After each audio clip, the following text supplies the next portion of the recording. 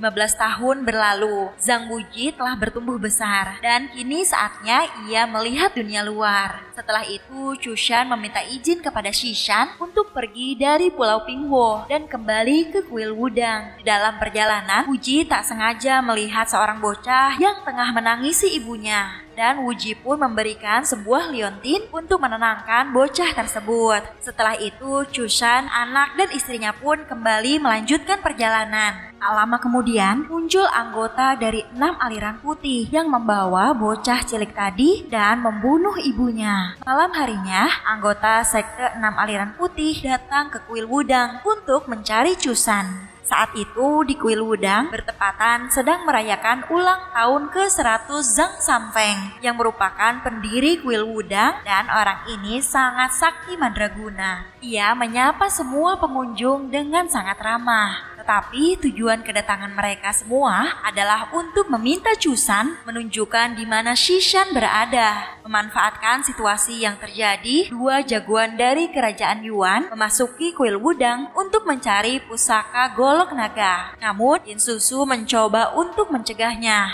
dan akhirnya ia pun berhasil dikalahkan karena ia terkena jurus tapak Xin Ming yang dapat membekukan tubuh secara perlahan. Pendeta Zhan pun langsung menyelamatkan Shushu karena ia kebal terhadap jurus tapak Xin Ming dan mengusir 2 orang tersebut.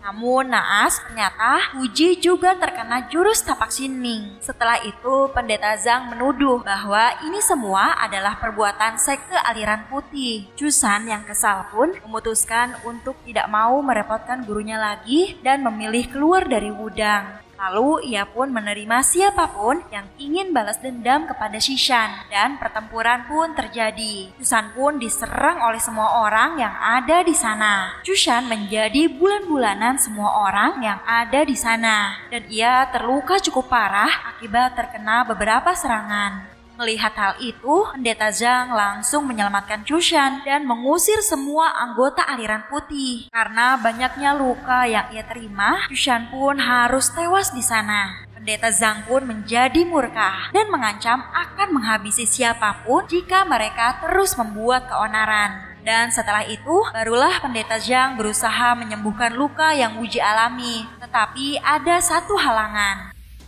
Pendeta Zhang pun mulai bercerita jika dulu ia dan gurunya adalah murid di kuil Shaolin. Namun karena Zhang salah menyalin satu kitab, yakni kitab Lucia yang berisikan jurus 9 matahari yang bisa melawan jurus tapak Xin Ming. Ia dan gurunya dianggap mencuri jurus 9 matahari. Setelah itu, pendeta Zhang mengajak Wuji ke ruang perpustakaannya dan memintanya untuk membersihkan buku-buku yang ada di sana. Ternyata maksud dari pendeta Zhang adalah agar Wuji mempelajari sendiri jurus 9 matahari dari kitab Lucia tersebut. Setelahnya, Wuji langsung ikut berbaur bersama dengan murid Wudang lainnya. Tetapi kehadiran Wuji tidak diterima di sana. Bahkan mereka menghina Shushu, ibunya Wuji, dengan sebutan iblis. Mendengar ibunya dihina, Wuji pun seketika emosi dan menghajar orang-orang di sana. Berita ini pun sampai di telinga pendeta Zhang yang hanya tersenyum tipis melihat kitab Lucia telah hilang.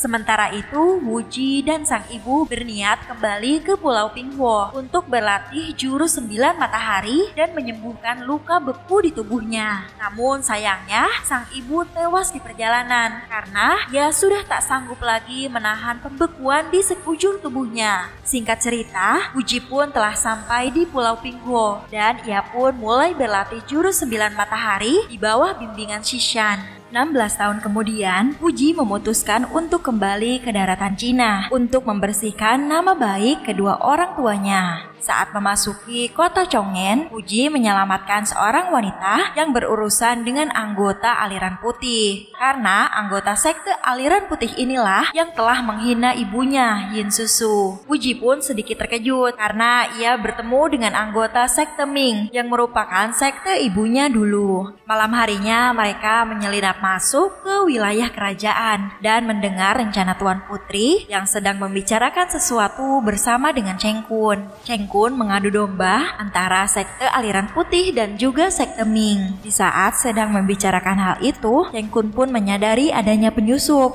Wu Ji langsung bertarung melawan Cheng Kun dan juga jagoan andalan kerajaan Yuan Lu dan He menggunakan jurus tapak Sin Ming.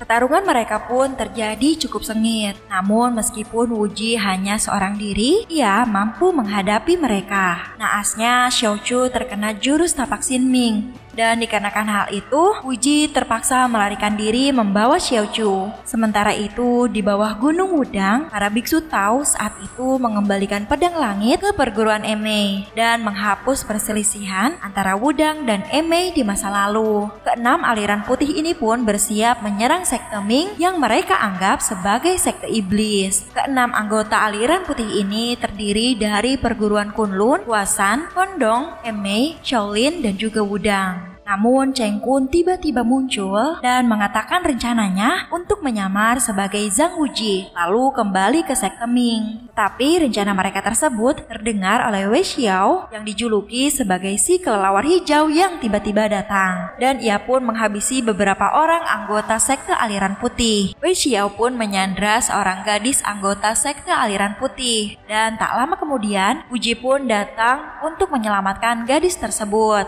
Meskipun Wuji telah menyelamatkan gadis itu dari tangan Wei Xiao, para anggota sekte aliran putih menganggap kedatangan Wu Ji sebagai musuh. Wu Ji pun memutuskan untuk kabur dengan menggunakan jurus auman singa yang ia pelajari dari Sishan.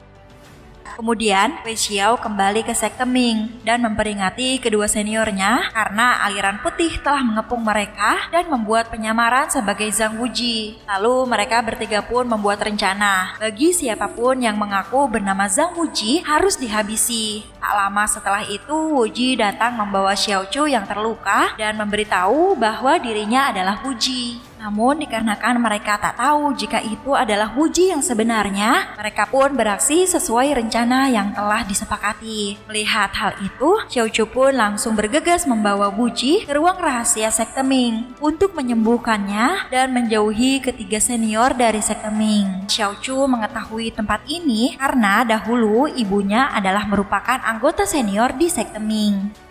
Sementara di altar, Raja Elang kembali ke gunung membawa pasukannya. Tak lama setelah itu, Cheng Kun datang memperingati mereka untuk pergi saja meninggalkan sekte Ming dan ia akan mengampuni keduanya. Mereka pun dengan tegas menolak hal itu dan pertarungan antara mereka pun terjadi di sana. Namun Cheng Kun tidak seorang diri. Ia juga membawa Lu dan He untuk mengalahkan kedua pentolan Ming dengan jurus tapak Sin Ming. Di dalam ruangan, Wu Ji dan Xiao Chu menemukan sebuah ruang rahasia dan kemudian mereka pun menemukan sebuah rahasia besar yang berkaitan dengan ketua sekte Ming yang terdahulu. Ternyata untuk bisa keluar dari ruangan tersebut tidaklah mudah. Agar dapat keluar, mereka harus menguasai jurus menggeser alam semesta. Jurus menggeser alam semesta adalah jurus rahasia sekte Ming yang hanya boleh dipelajari oleh sang ketua. Wu Ji lalu melihat banyak batu prasasti di sana. Dan ternyata batu-batu itu bertuliskan jurus menggeser alam semesta. Wu Ji pun langsung berlatih jurus menggeser alam semesta.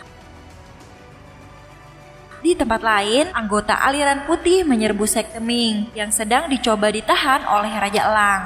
Sementara itu, di ruang rahasia, Wu Ji hanya memerlukan waktu yang singkat untuk bisa menguasai jurus menggeser alam semesta berkat tenaga dalam 9 matahari yang ia kuasai. Setelah itu, Wu Ji langsung bergegas menyembuhkan Xiao Chu dengan mengeluarkan hawa dingin di tubuh Xiao Chu. Sementara itu, Raja Elang berusaha menghadapi beberapa petarung yang berasal dari sekte aliran putih. Meskipun ia hanya seorang diri, Raja Elang masih mampu menghadapi satu persatu dari mereka.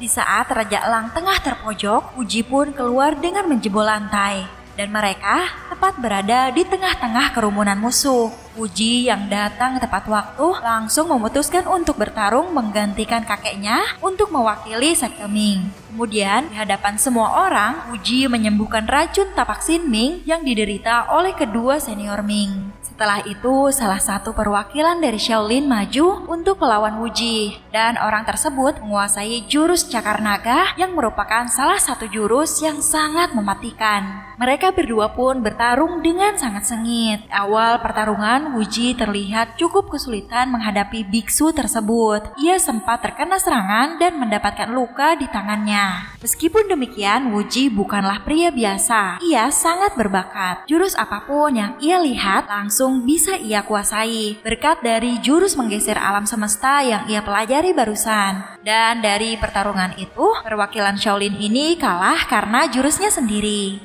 Lalu ketua perguruan Enmei yaitu Midget maju untuk melawan Wuji. Wuji pun langsung menyandra salah satu murid Enmei. Meskipun demikian, Midget tak segan-segan menghunuskan pedangnya ke arah muridnya sendiri. Wuji dan Midget langsung bertarung, dan dengan kehebatan yang ia miliki, Wuji mampu mengalahkan Midget.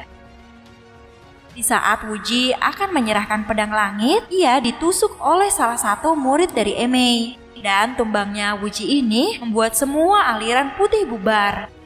Kemudian anggota Wudang memberikan obat untuk Wuji, dan setelah mereka mengetahui jika ia adalah Zhang Wuji yang sebenarnya, mereka pun cukup terkejut dan mereka sangat senang mengetahui hal itu. Namun sebagian dari anggota Wudang terlihat tidak peduli dan langsung pergi dari sana. Setelah sekepergian aliran putih, Wuji dirawat dan perlahan lukanya mulai sembuh. Karena merasa berhutang budi, setelah Wuji menyelamatkan sekte Ming, para senior sekte Ming pun meminta Wuji untuk mengisi kekosongan kursi ketua mereka. Wuji menerima permintaan tersebut dan bersedia menjadi ketua dari sekte Ming. 1 bulan kemudian, Wuji resmi menjadi ketua sekte Ming.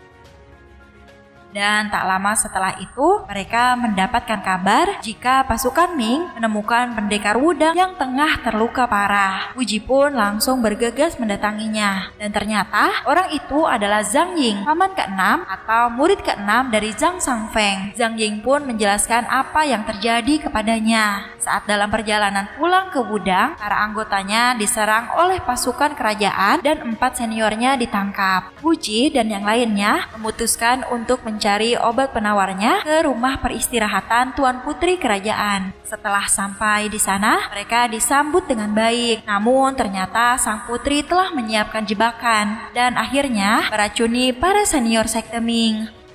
Lalu Wuji meminta para pendekar untuk menunggu di luar saja. Ia sendirilah yang mencoba untuk mengambil obat penawarnya. Setelah kembali ke dalam, ternyata Tuan Putri telah datang menunggunya. Mereka pun berkenalan. Tuan Putri ini bernama Zhao Minmin, putri kesayangan raja. Minmin adalah putri yang cerdas dan lihai. Ia memimpin pasukan Yuan untuk menaklukkan kerajaan Song di Cina. Wuji memaksa agar ia memberikan obat penawar racunnya. Namun tiba-tiba Wuji terjatuh ke dalam jebakan bersama dengan Minmin. Minmin yang licik tidak mau membuka jalan keluarnya, sekalipun ia harus mati. Ternyata Minmin ini dengan sengaja memancing perguruan Enmei untuk menghabisi para senior Ming yang tengah terluka. Saat itu Xiao Chu maju dan sebisa mungkin menahan mereka sampai Wuji kembali.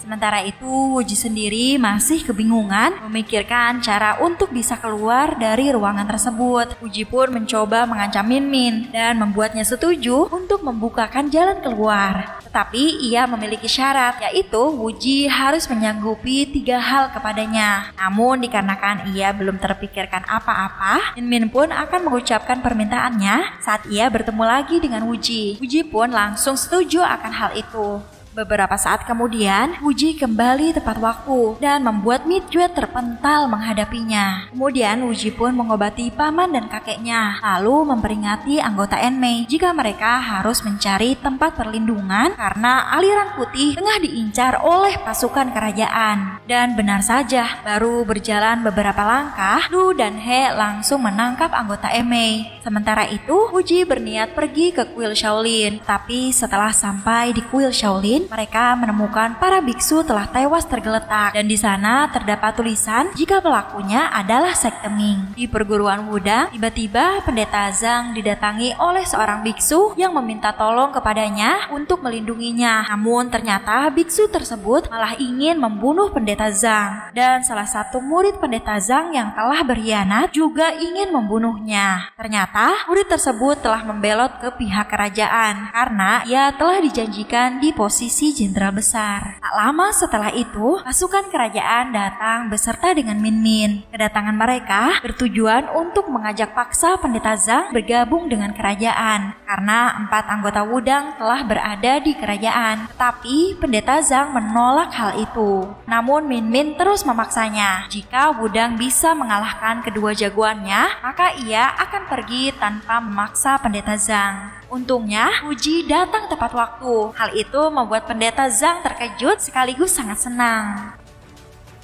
Lalu, Wuji pun memutuskan mewakili Wudang untuk bertarung melawan kedua jagoan itu. Dan di sini, Min Min mengajukan permintaan pertamanya, yaitu Wuji dilarang menggunakan jurus kungfu yang pernah ia pelajari. Dan Wuji pun menyetujuinya. Ia meminta pendeta Zhang untuk mengajarinya beberapa jurus kungfu yang baru. Pendeta Zhang pun mulai mengajari jurus Tai Chi kepadanya. Sementara Wuji bertarung melawan kedua jagoan itu, ia mengamati jurus yang pendeta Zhang peragakan. Di pertarungan itu, Wuji menyadari jika ternyata orang inilah yang telah melukai ke-6 pamannya. Setelah pendeta Zhang selesai menunjukkan jurusnya, sekali lihat Wuji langsung paham dan langsung bisa mempraktikannya.